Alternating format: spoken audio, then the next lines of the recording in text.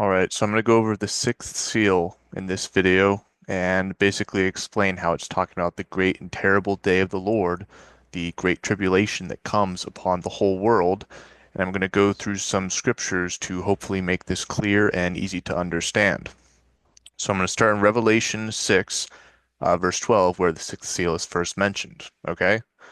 So it says, And I beheld when he had opened the sixth seal, and lo, there was a great earthquake, and the sun became black as sackcloth of hair, and the moon became as blood. And the stars of heaven fell unto the earth, even as a fig tree casteth her untimely figs when she is shaken of a mighty wind. Okay, so fig tree, that's going to be mentioned quite a few times. You'll see that there's a lot of repeating language in other parts of Scripture that indicate this is the same event or around the same time. Okay, and then also the stars falling from heaven unto earth. Stars often represent the angels. This is also in Revelation 12, which I'm going to read as well. And this is about Satan and his, the one third of the angels being cast down out of heaven. All right. So verse 14, And the heavens departed as a scroll when it is rolled together, and every mountain and island were moved out of their places. So heaven itself is going to come down.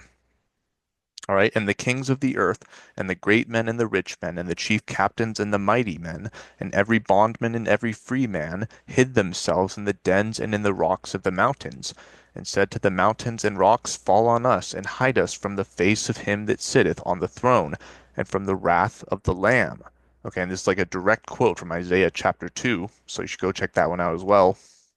Verse 17, For the great day of his wrath is come, and who shall be able to stand?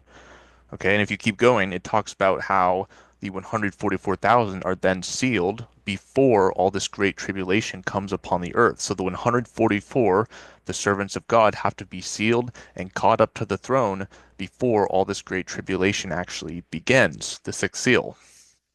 Okay, so you really have to put that in mind when trying to understand this here. So now I want to go to Isaiah. No, sorry, Joel. I want to go to Joel to explain a little bit about what's going to come, because he's going to use his 144,000 to execute the judgment upon the earth.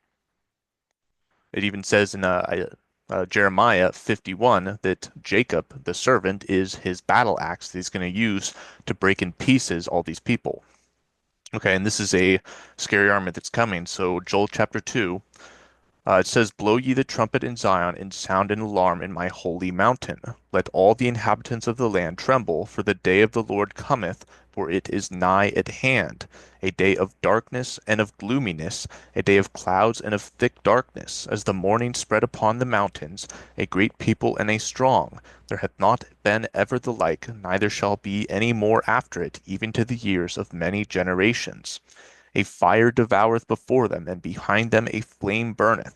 The land is as the Garden of Eden before them, and behind them a desolate wilderness.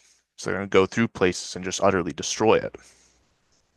Yeah, and nothing shall escape them. The appearance of them is as the appearance of horses, and as horsemen, so shall they run. Like the noise of chariots on the tops of mountains shall they leap, like the noise of a flame of fire that devoureth the stubble, as a strong people set in battle array. Before their face the people shall be much pained, all faces shall gather blackness.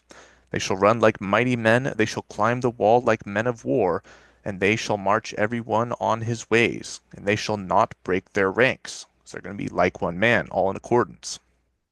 Verse 8, Neither shall one thrust another, they shall walk every one in his path, and when they fall upon the sword, they shall not be wounded. They shall run to and fro in the city, they shall run upon the wall, they shall climb up upon the houses, they shall enter in at the windows like a thief. So what does the Messiah say? The day of the Lord comes upon people like a thief in the night. But for those that are watching the First Thessalonians chapter 5 group, these are the ones that are executing the judgment. They're the 144, so it does not come upon them like a thief in the night, because they're prepared, they're ready. So keep going, verse 10, The earth shall quake before them, the heavens shall tremble, the sun and the moon shall be dark, and the stars shall withdraw their shining. So this is the same language we just read in Revelation. And the Lord shall utter his voice before his army, for his camp is very great. For he is strong that executeth his word. For the day of the Lord is great and very terrible, and who can abide it? It's the same thing we just read in Revelation as well. All right. So I want to go to Matthew 24, speaking of the Messiah. So he mentions this sixth seal as well. So Matthew 24, I'm going to start at 29. It says, immediately after the tribulation of those days. Okay, and this is not talking about the Great Tribulation. This is talking about the tribulation that's going to come upon people before the sixth seal. Okay, so you have to understand the fifth seal as well. Um, and then it says, shall the sun be darkened, and the moon shall not give her light, and the stars shall fall from heaven, and the powers of the heavens shall be shaken. And then shall appear the sign of the Son of Man in heaven, and then shall all the tribes of the earth mourn, and they shall see the Son of Man coming in the clouds of heaven with power and great glory. He shall send his angels with a great sound of a trumpet, and they shall gather together his elect from the four winds, from one end of heaven to the other. Okay, so the powers of the heavens shall be shaken, the stars will fall, the moon will not give its light, all that, same type of language there.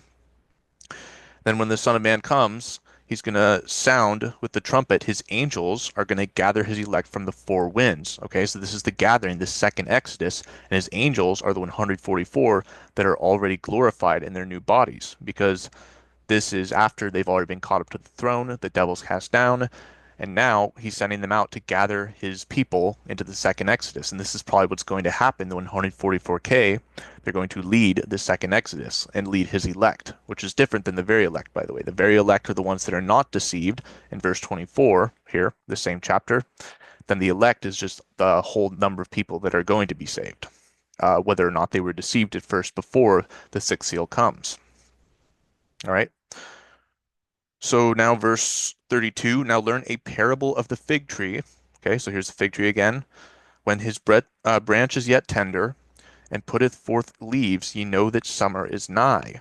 So likewise, ye, when ye shall see all these things, know that it is near, even at the doors. Verily I say unto you, this generation shall not pass till all these things be fulfilled. Okay, this generation, the end days generation. Heaven and earth shall pass away, but my words will not pass away. But of that day and hour knoweth no man, no, not the angels of heaven, but my Father only. But as the days of Noah were, so shall also the coming of the Son of Man be. For as in the days that were before the flood, they were eating and drinking, marrying and giving in marriage, until the day that Noah entered into the ark, and knew not until the flood came and took them all away. So shall also the coming of the Son of Man be.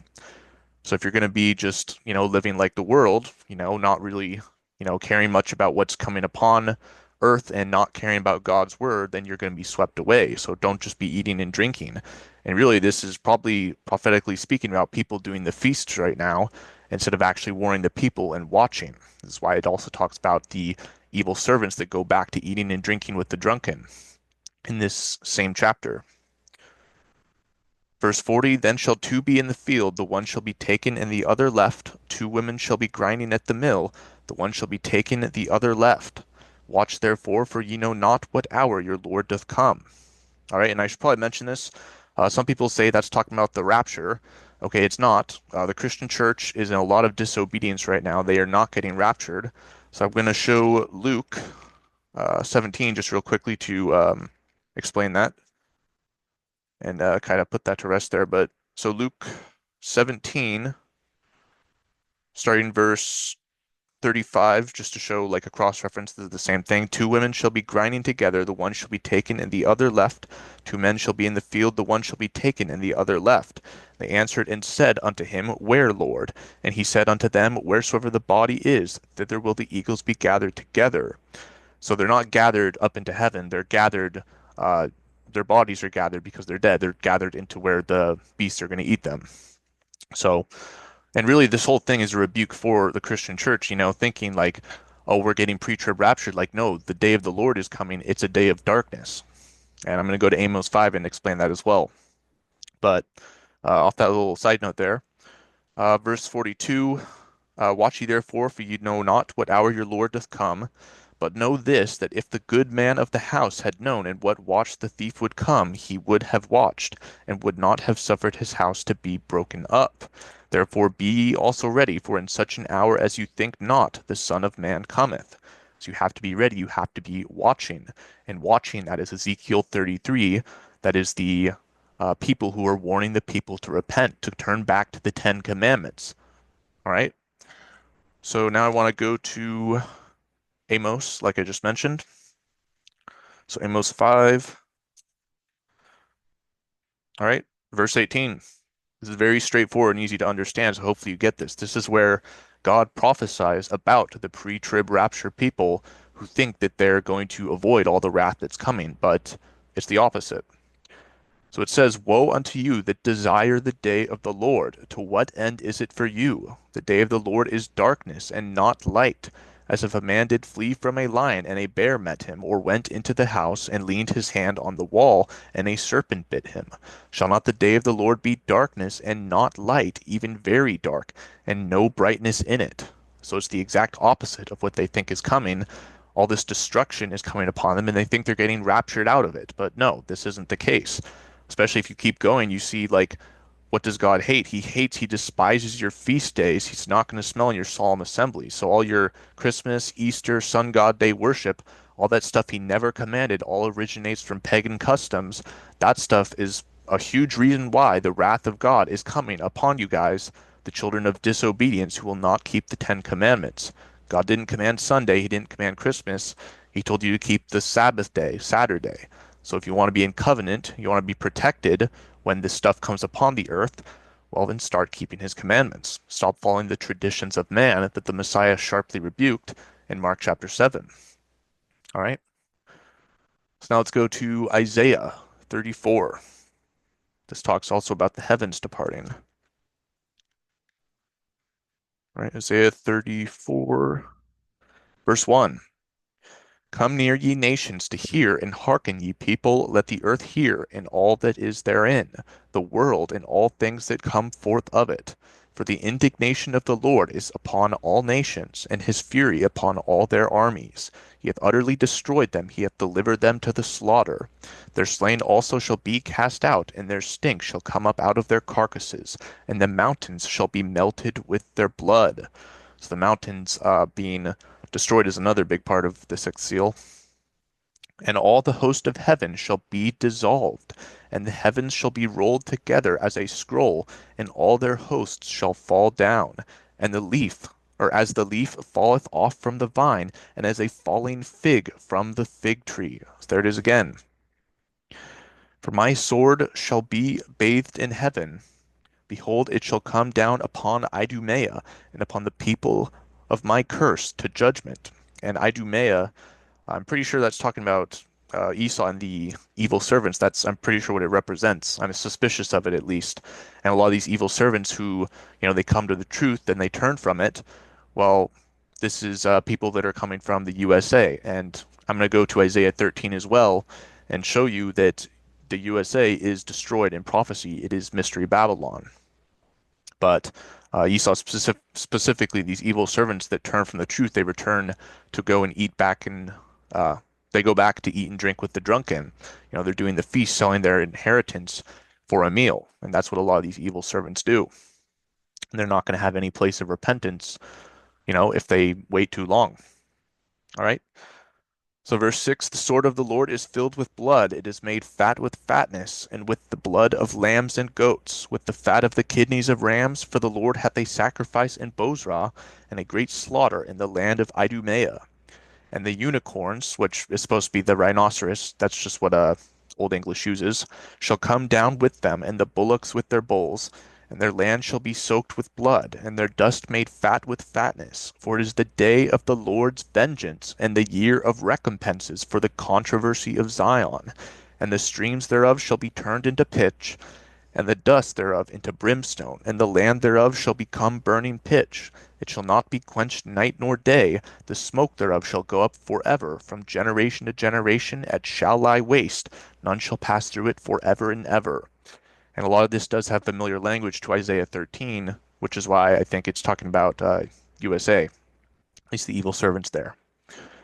All right, so yeah, you saw the heavens departed like a scroll. So, the day of the Lord's vengeance, this is the same thing. It's the same event, and you can see it in many different spots in prophecy. All right, so let's go to Isaiah 13. And this is a really great chapter that should really connect a lot of the dots here because it uses a lot of the same words. All right, this is about Babylon, USA, the hammer of the whole earth. Jeremiah 50:51 talks about this as well. And this is the land that is about to be destroyed, as you'll see. So it says, the burden of Babylon, which Isaiah the son of Amos did see. Lift ye up a banner upon the high mountain, exalt the voice unto them, shake the hand, that they may go into the gates of the nobles. I have commanded my sanctified ones, I have also called my mighty ones for mine anger, even them that rejoice in my highness. So he's calling his 144,000 army his sanctified ones. The noise of a multitude in the mountains, like as of a great people, a tumultuous noise of the kingdoms of nations gathered together, the Lord of hosts mustereth the host of his battle. They come from a far country, from the end of the heavens, or from the end of heaven, even the Lord, and his weapons of his indignation to destroy the whole land, his battle axe. Howl ye, for the day of the Lord is at hand. It shall come as a destruction from the Almighty. Therefore shall all hands be faint, and every man's heart shall melt, and they shall be afraid. Pangs and sorrows shall take hold of them. They shall be in pain as a woman that travaileth. Okay, and this is another phrase you got to understand. This is talking about the sixth seal as well, which we'll read in Revelation 12. The woman that pains with travail, or travails in pain, that is when the woman gives birth to the man child, and then the Great Tribulation. That's reference to it. All right. They shall be amazed one at another, their faces shall be as flames. Behold, the day of the Lord cometh, cruel both with wrath and fierce anger, to lay the land desolate, and he shall destroy the sinners thereof out of it. For the stars of heaven and the constellations thereof shall not give their light. The sun shall be darkened in his going forth, and the moon shall not cause her light to shine. Right? So, again, sixth seal. And I will punish the world for their evil, and the wicked for their iniquity, and I will cause the arrogancy of the proud to cease, and will lay low the haughtiness of the terrible. I will make a man more precious than fine gold, even a man than the golden wedge of Ophir. So he's going to kill a lot of people. Therefore I will shake the heavens, and the earth shall remove out of her place, in the wrath of the Lord of hosts, and in the day of his fierce anger.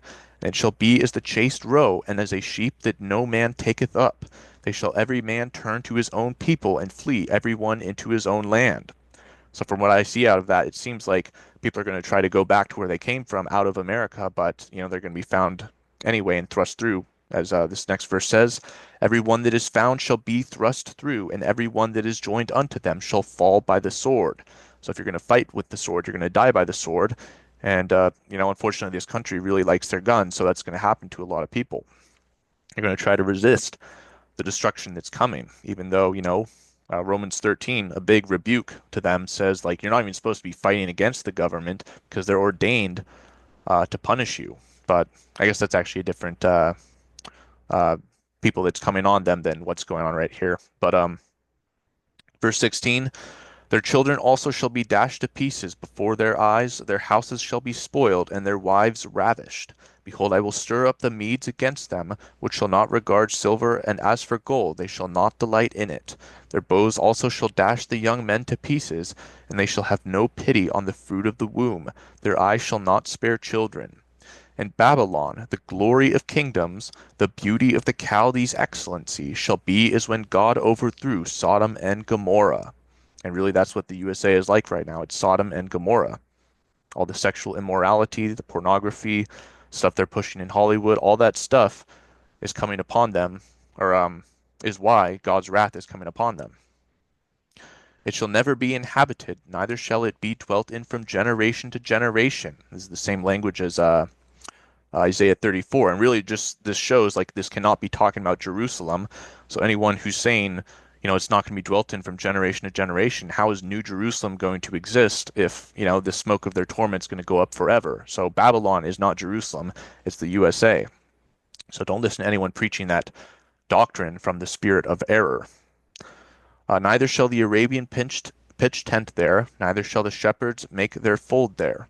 But wild beasts of the desert shall lie there, and their houses shall be full of doleful creatures. An owl shall dwell there, and satyr shall dance there.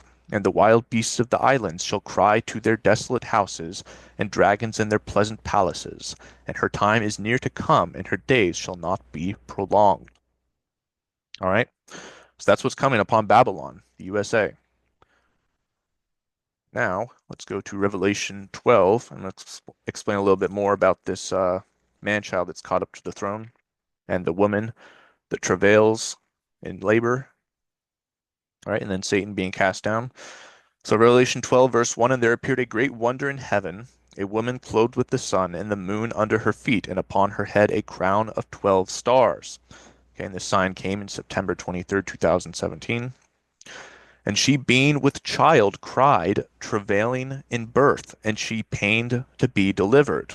Okay, so this is why you always got to look back at the Old Testament whenever it mentions this woman travailing, it's referencing this event here. Okay, and there appeared another wonder in heaven, and behold, a great red dragon having 7 heads and 10 horns and 7 crowns upon his heads. And his tail drew the third part of the stars of heaven, it did cast them to the earth. And the dragon stood before the woman, which was ready to be delivered for to devour her child as soon as it was born. So the third of his angels cast down to earth. All right. And he's trying to persecute the man child and the woman because the woman represents the elect, and the man child is the very elect, the 144,000. All right. And she brought forth a man child who was to rule all nations. Wait, let me see. Okay, yeah. Who was to rule all nations with a rod of iron, and her child was caught up unto God and to his throne. So this is when the man child is caught up right before the sixth seal. They're sealed in their foreheads. They're caught up to the throne. This is Zechariah chapter 3. You know, Satan the accuser, he accuses the brethren, but then he's cast down because they're a brand plucked out of the fire. You know, they're taken out of the great tribulation, but then they come down and they're the battle axe that fights and does the great tribulation. All right. Verse 6, and the woman fled into the wilderness, where she hath a place prepared of God, that they should feed her there 1,260 days. Okay, in this wilderness, this is referring to the second Exodus. You know, the first Exodus, they were in the wilderness for 40 years. The second Exodus, they're also going to be going into the wilderness. Okay, so this is why you got to read the Old Testament to understand what these phrases, these terms actually mean. All right, so wilderness. And this is the gathering of the elect as well. They're going to be gathered back into the barn, but the tares, they're going to be rooted out and they're going to be thrown into the fire. So don't be a tare. Be, don't be prideful. Be the wheat that bows down. All right. Verse 7, and there was war in heaven. Michael and his angels fought against the dragon, and the dragon fought and his angels. Oh, and the dragon, yeah, I read that right. And prevailed not, neither was their place found any more in heaven. And the great dragon was cast out, that old serpent called the devil and Satan, which deceiveth the whole world.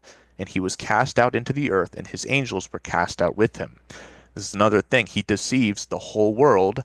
And then Matthew 24 says, except for the very elect. So people are surprised whenever we tell them, like, you know, hey, we can't do Christmas. It's a pagan holiday. You know, Christians have been doing this wrong for a long time. You know, you're not even supposed to be doing this. And they're like, really? Could they be wrong this whole time? And like, yeah, that's what the Bible tells you. There's going to be a great falling away.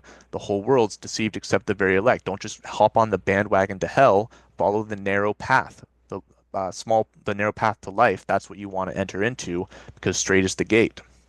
But wide is the path to destruction. Satan deceives the whole world. So trust what your book says, not man-made traditions. All right. So again, he's cast out down onto the earth. Verse 10, and I heard a loud voice saying in heaven, now is come salvation and strength, and the kingdom of our God, and the power of his Messiah. For the accuser of our brethren is cast down, which accused them before our God day and night. You also see that in Job, how he accuses Job. But he does the same to the servants in the last days. All right. And they overcame him by the blood of the Lamb and by the word of their testimony. And they loved not their lives unto death. Okay. So they follow the Lamb wherever he goes. And I really like this one. It says they overcome by the blood of the Lamb, so by the Messiah's sacrifice, and by the word of their testimony. So by fulfilling the royal law, which is to love your neighbor as yourself. It's to rebuke sin. It's to go preach the gospel. It's to be a watchman. It's all the same thing. It's talking about those who go and do they preach and they're trying to warn people to repent. That's what it's talking about. They overcome because they do that. This is the good works that we are preordained to do. The sacrifice is acceptable unto God. So this is what saves us. So anyone saying we're not saved by works, well, why does it say that they overcome by the word of their testimony and the blood of the Lamb? It's not just ourselves. Obviously, we need the Messiah's spirit of grace to help us because grace is influence, but there is other stuff that we must do other than just sit there and, say we accept the Messiah's sacrifice but do nothing he says. All right.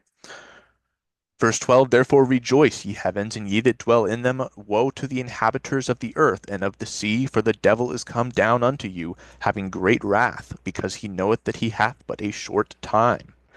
And when the dragon saw that he was cast unto the earth, he persecuted the woman which brought forth the man-child. And to the woman were given two wings of a great eagle, that she might fly into the wilderness, into her place where she is nourished for a time and times, and half a time from the face of the serpent. Okay, and that's talking about 3.5 years. And I think I forgot to mention it, but in verse 6, 1,203 score days, that's also about 3.5 years.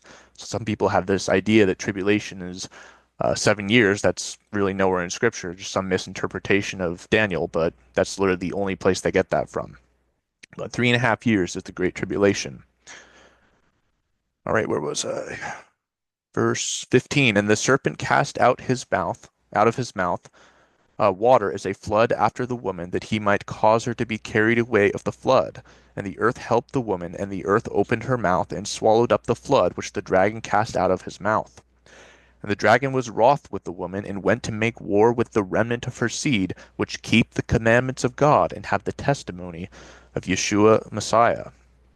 So he's fighting against the people who are actually keeping the commandments of God, not the ones that aren't doing it. And they have the testimony of the Messiah, which is the spirit of prophecy. And you don't get the spirit unless you're keeping the commandments. All right, so that's Revelation 12. So Satan's cast down there. And I want to go to Isaiah 28.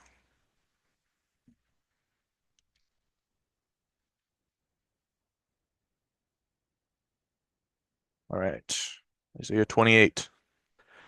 Woe to the crown of pride, to the drunkards of Ephraim, whose glorious beauty is a fading flower, which are on the head of the fat valleys of them that are overcome with wine. I should have said this before I started, but Ephraim also represents the United States in prophecy. And you can see this in Genesis 48, verses 17 to 19.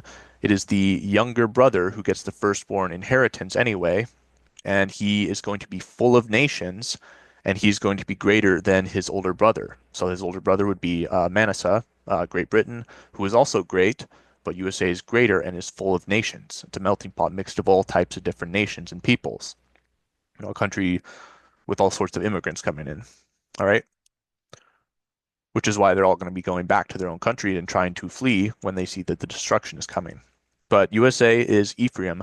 The northern kingdom of Israel was scattered into this area, and this is what it is in prophecy. But so yeah, they have glorious beauty that's a fading flower. They're about to die. It's a fading flower. They had it decent at first. They even used to, at least parts of it had to have or had Christmas outlawed in the USA, and that's probably part of why they were blessed for a little bit. But keep going, verse 2 here. Behold, the Lord hath a mighty and strong one, which is a tempest of hail and a destroying storm, as a flood of mighty waters overflowing shall cast down to the earth with the hand. So we just read this. The flood of mighty waters, then the tempest of hail, destroying storm. This is sixth seal language. All right, the crown of pride, the drunkards of Ephraim shall be trodden under feet, and the glorious beauty which is on the head of the fat valley shall be a fading flower, and as the hasty fruit before the summer, which when he that looketh upon it seeth, while it is yet in his hand, he eateth it up. So again, another reference to the fruit before the summer comes. So the sixth seal is a springtime event. Verse 5, In that day shall the Lord of hosts be for a crown of glory, and for a diadem of beauty unto the residue of his people, and for a spirit of judgment to him that sitteth in judgment, and for strength to them that turn the battle to the gate. So the Lord loves judgment. He wants people to be rebuking sin out of his people, out of the churches. He wants that. He wants us to judge the sin out of the church so that his people can actually be sanctified, set apart, holy. He doesn't want a bunch of sinners there that continue in willful sin. Of course, we're all sinners, but not people who sin in the spirit. They do it on purpose, basically. That's not what he wants. People who do despite unto the spirit of grace, as Hebrews 10 warns against, that is not the type of people that is the peculiar people that the Messiah gave himself for. All right, verse 7, But they also have erred through wine, and through strong drink are out of the way. The priest and the prophet have erred through strong drink. They are swallowed up of wine, they are out of the way through strong drink. They err in vision, they stumble in judgment. For all tables are full of vomit and filthiness, so that there is no place clean.